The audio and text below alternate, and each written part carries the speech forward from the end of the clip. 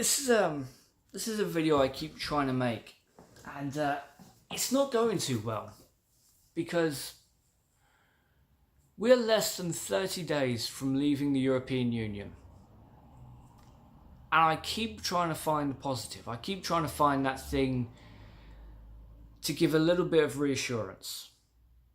So I start listing off the things, what we need to have got ready in order to leave the European Union and not crash out, basically.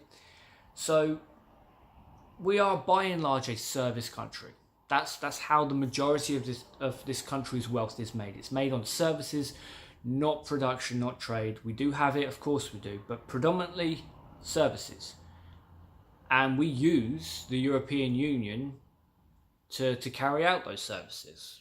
It's been it's been the easiest thing for us. That's why we've used it. So have we got anything to replace the European Union as our trading platform, as our service-based platform of getting our services out there?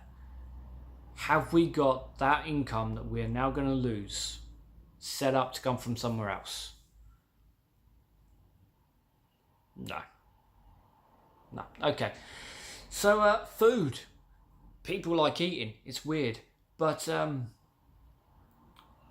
given that most of this country's food that we consume comes from the EU or comes via the EU, have we got that sorted out? Have we got replacements for that?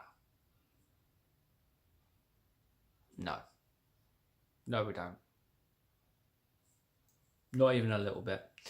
But okay, well, I mean, hell, maybe we can get that done on day one, so we can just focus on custom agents, because hell, if we're going to have fresh fruit and veg coming in, well, we need custom agents to check it quicker so that it can come in and it's not just sat in customs for a few days. So have we got that? Have we got a sufficient number of custom agents?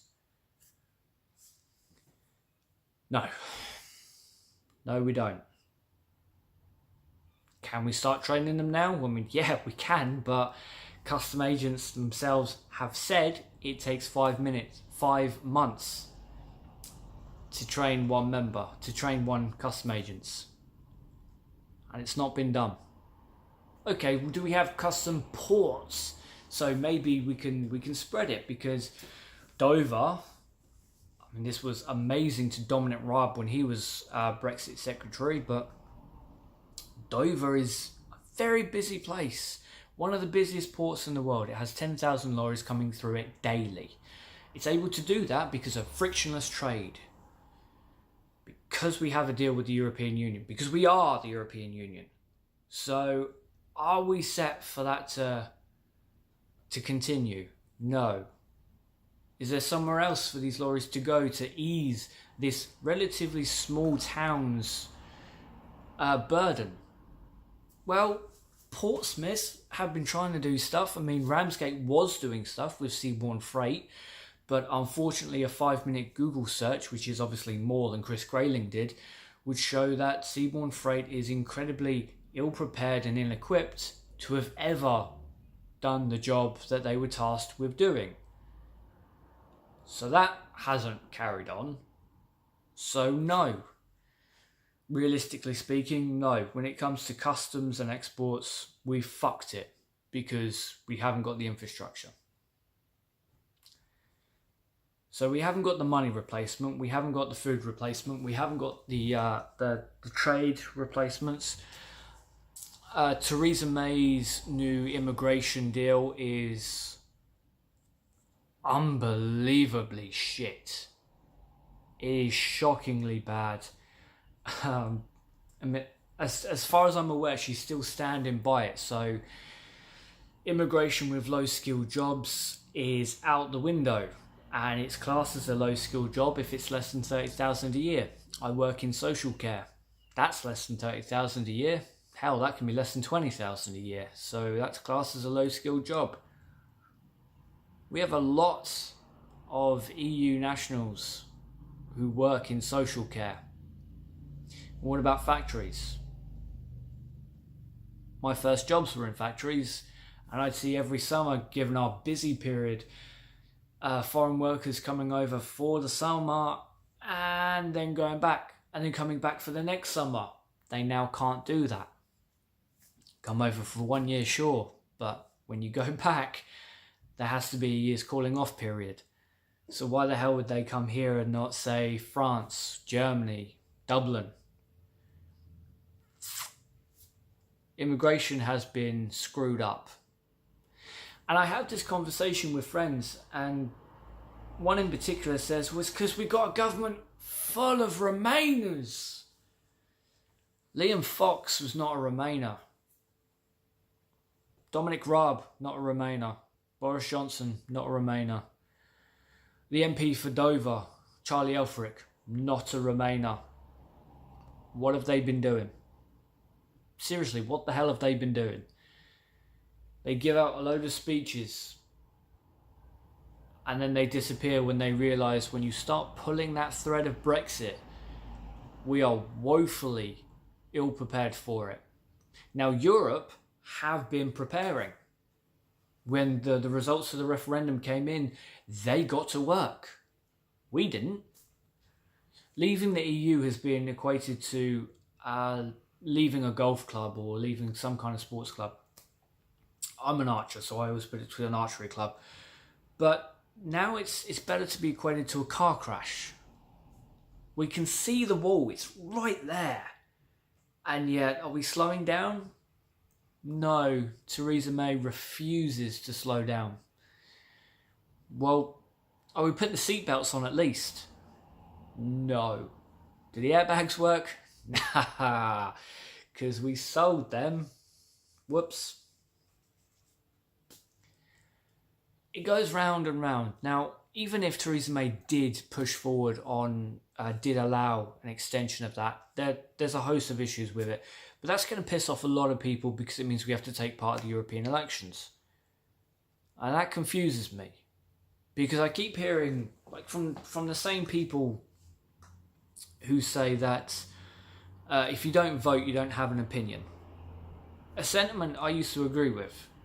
But they don't vote in European elections, and yet they still condemn the European the European Union as being this unholy abomination of pure concentrated evil. Start voting in European elections then. Stop sending people like Nigel Farage over to take a massive paycheck who doesn't do a single goddamn thing. It's not his job to stand up on a podium and bitch and moan about things. It's his job to represent us. And what has he done? Fuck all. Because he's not interested in doing his job. And yet people who aren't interested in the European election, they'll still condemn the European Union for doing nothing or for being anti-British. I said this when I was going through Anna Salisbury's voting record. The European Union has done more to get me into work than my own Member of Parliament, Charlie Elfrich. Because if you've ever been unlucky enough to be to have to go to the job centre to sign on, if you've ever been on one of their training courses, if not fully, then in part, that training was paid for by the European Union. And Conservative politicians, on the whole, there are a few exceptions, but on the whole, have voted against programs like that. Have voted against putting people on the dole onto training sessions, onto training programs, so that they can get back into work. The European Union has done more to get me into work than Charlie Elfrich. Amazing. Yet keep pulling on that thread. Keep telling me Brexit's going to be fine. Keep telling me that WTO isn't crap. And that we won't have to use tariffs despite the fact that reality just doesn't line up with those beliefs. I mean, seriously, you want to leave the European Union, fine. Do we have the infrastructure? No. And that's why I equate it to a car crash. We are not prepared to leave the European Union. We haven't got the monetary replacement set up. We haven't got the food that we're going to lose set up. We haven't got the trade deals that we are going to lose. 77 trade deals. We are losing 77 trade deals. We haven't got the replacement for them. We haven't got the intelligence. Not as an insult, but European intelligence and crimes, Interpol and things like that. We are an island and we've managed to stay safe for quite a long time because we have the entirety of the European intelligence. Up to the minute on where known criminals are. Even with our unbelievably gutted police departments. Gutted by the Conservative government who don't like giving away money to people who actually do a damn job. They've managed to keep us safe for the most part because we've had European intelligence to rely on. Gone. Scientific and green deals. Gone. So what are we left for? We're left with American companies salivating, rubbing their hands together and looking at us like we are a freshly cooked chicken. Don't believe me? Just listen to the lobbyists themselves. It's all very well and good saying we have the Magna Carta, but once things are gone, they're gone. And how many things happen now that 20 years ago would be completely inconceivable? The fact that if you have a job on minimum wage, you will have to work 2-3 jobs and work 80 hours a week just to make ends meet. 20 years ago, that would have been inconceivable. And yet that's the reality we're in now. We're not prepared to leave the European Union. And Theresa May's fragile snowflake ego won't let her admit that she fucked up and that we have a bunch of Leave politicians who haven't done a single goddamn thing to protect this country.